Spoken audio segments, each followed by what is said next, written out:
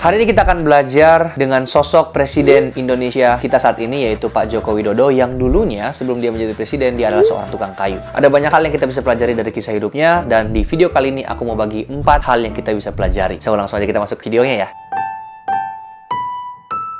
Sebelum kita masuk ke pembelajaran-pembelajaran tersebut, aku pengen bahas dulu tentang prestasi apa aja sih yang Pak Jokowi sudah lakukan buat Indonesia di dalam masa kepemimpinannya ini yang udah hampir 10 tahun. Menurut survei Litbang Kompas, sebanyak 73% masyarakat puas dengan kerjanya Pak Jokowi. Terlebih lagi banyak banget kebijakan-kebijakan yang dilakukan oleh Pak Jokowi dalam membantu masyarakat kecil, seperti membagikan sembako, membagikan kartu kuliah untuk orang-orang yang kurang mampu, dan juga ada banyak bantuan usaha dari pemerintah. Selain itu nih, dalam 6 tahun terakhir, Pak Jokowi juga sudah berhasil membuat 1.640 jalan tol yang mencapai 6.400 km, 124 pelabuhan baru, 22 bendungan, 15 bandara baru, dan 38 ekspansi perbaikan bandara lama. Nah, dari prestasinya tersebut, bukan hanya itu sih, kita juga bisa melihat dari kekayaan Pak Jokowi yang sebenarnya aku udah pernah buat di video sebelumnya. Jadi kamu bisa melihat kekayaan Pak Jokowi itu dari website resmi KPK, bahwa beliau memiliki 63 miliar rupiah yang meliputi 20 bidang tanah dan bangunan yang tersebar di 6 daerah di Indonesia dengan nilai mencapai 53 miliar rupiah. Selain itu, Pak Jokowi juga memiliki berbagai macam bisnis, dan total bisnis yang beliau punya bersama dengan keluarga adalah 17 macam bisnis. Nah, tapi siapa sangka nih, di balik prestasi Pak Jokowi yang begitu luar biasa, ternyata beliau itu dulunya memiliki pengalaman hidup yang tentunya sangat-sangat menginspirasi kita dan bisa membuat kita untuk belajar banyak hal tentunya. Beliau dulunya bukan berasal dari keluarga orang kaya atau keluarga konglomerat dan lain sebagainya. Namun beliau itu dulunya hanya seorang pemuda yang lahir dari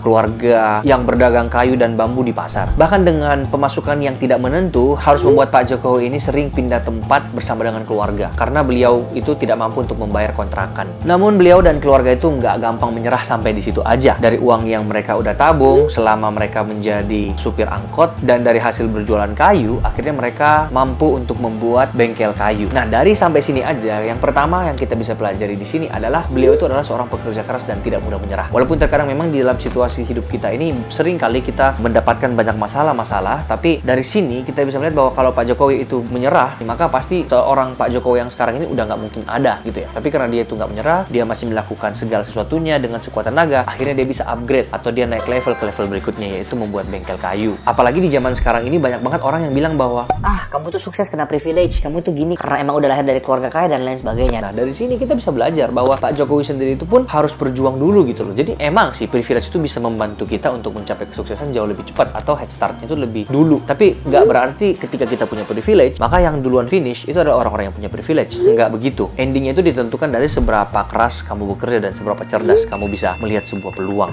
Nah, aku juga yakin pasti banyak banget di antara kalian yang di era pandemi ini bingung banget mau buka usaha apa. Mau buka usaha online tapi bingung gitu gimana caranya, nggak tahu. Nah, kamu bisa daftar nih di kelas prakerja Bukalapak. Seru banget deh kelasnya karena memang banyak variasinya dan bonusnya banyak. Selain dengan bonus ini bisa membantu kamu untuk mencapai tujuan karir atau bisnis kamu, kalau kamu beli kartu prakerja di Bukalapak ini, customer supportnya itu bagus banget. Jadi prosesnya itu lebih cepat untuk mendapatkan sertifikasi dan insentif kamu. Nih, aku juga mau tunjukin kamu testimoninya ya. Nih, tuh.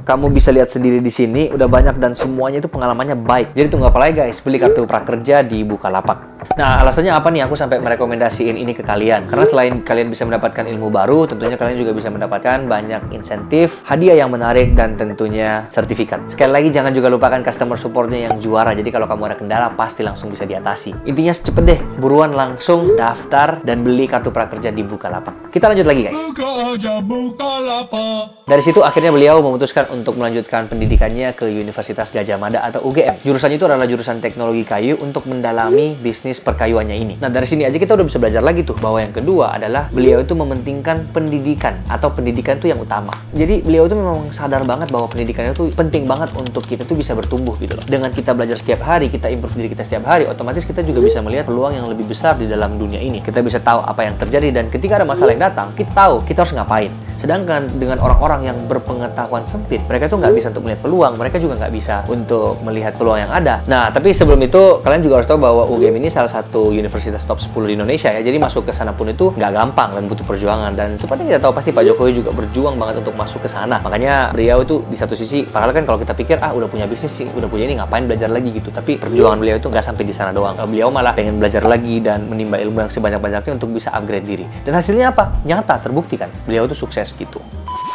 Ada satu fakta lagi, di tahun 2017, kunjungan Presiden Jokowi ke Ambon, beliau menyempatkan diri untuk membeli sebuah novel karangan Dewi Lestari yang berjudul Intelijensi Embun Pagi dan Asal-Usul Kota-Kota di Indonesia Tempo Doloe, karya Zainuddin. Nah, setelah lulus dari perkuliahan itu, Pak Jokowi pun bekerja di sebuah perusahaan kertas. Hingga akhirnya beliau memutuskan untuk membuat bisnisnya sendiri di bidang bisnis mebel, yaitu CV Rakabau. Nah, dari sini kita bisa belajar lagi tuh. Yang ketiga adalah Pak Jokowi ini mau berproses. Jadi setelah beliau itu lulus dari kuliah, beliau itu nggak langsung mau pengen instan, pengen jadi bos, pengen jadi apa. Tapi malah sebaliknya, beliau masih kerja dulu di orang, mencari pengalaman yang sebanyak-banyaknya, dan kemudian mengumpulkan modal di sana, dan akhirnya setelah itu baru bisa membangun bisnis. Jadi emang di dalam dunia itu nggak ada yang instan, guys. Mie instan aja masih kita harus olah dulu, apalagi untuk menjadi sukses. Jadi intinya enjoy aja prosesnya. Apakah dengan setelah beliau udah punya perusahaan mebel ini, beliau langsung menjadi sukses? Nggak, ada proses jatuh bangun lagi yang beliau alami di sini. Tapi akhirnya beliau mengikuti sebuah pameran mebel di luar negeri yang akhirnya ini merupakan batu loncatan untuk Pak Jokowi ini bisa dikenal oleh mancanegara. Tapi apa yang terjadi pada saat itu? Beliau itu sampai meminjam uang dari bank untuk bisa ikut ke dalam pameran mebel luar negeri ini. Nah, dari sini kita juga bisa belajar bahwa yang terakhir adalah Pak Jokowi itu punya komitmen dan konsistensi yang tinggi. Jadi beliau itu bukan hanya melakukannya sekali, tapi berkali-kali dengan tingkat konsistensi yang cukup tinggi ya. Dari yang tadinya itu harus pindah-pindah kontrakan karena nggak punya duit untuk bayar, sampai harus jadi supir angkut dan lain sebagainya. Tapi beliau itu masih konsisten untuk bekerja keras dan akhirnya beliau bisa memiliki apa yang sekarang. Sebagai kesimpulan di sini, aku pengen tutup dengan sebuah konklusi bahwa dari hidupnya Pak Jokowi kita bisa belajar bahwa beliau itu adalah orang yang suka dalam yang namanya berproses. Jadi nggak ada yang instan tiba-tiba bisa sukses. Tapi beliau itu melewati sebuah proses kehidupan yang dimana akhirnya beliau itu bisa dibentuk untuk menjadi pribadi yang lebih baik dari hari ke hari. Dan akhirnya seperti yang kalian bisa lihat sekarang, Pak Jokowi bisa sampai di posisinya yang sekarang seperti itu.